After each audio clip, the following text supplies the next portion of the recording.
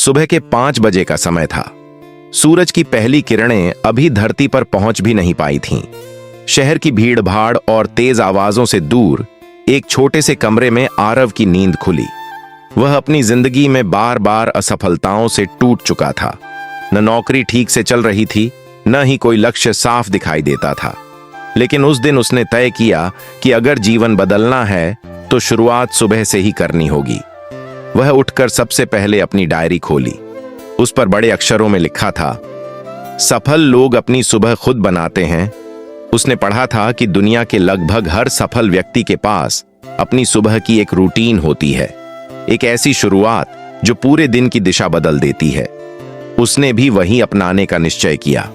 सबसे पहले वह 10 मिनट ध्यान पर बैठा। मन में चल रही हजारों आवाजें धीरे धीरे शांत होने लगीं। वह पहली बार महसूस कर रहा था कि शांति बाहर नहीं, अंदर बसती है।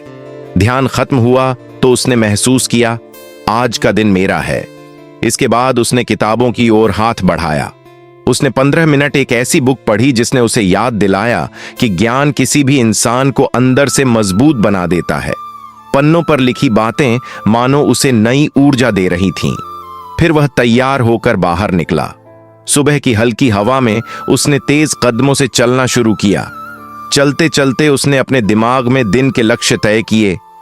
आज एक स्किल सीखनी है, 2 महत्वपूर्ण काम खत्म करने हैं और किसी भी हाल में टाल मटोल नहीं करना है।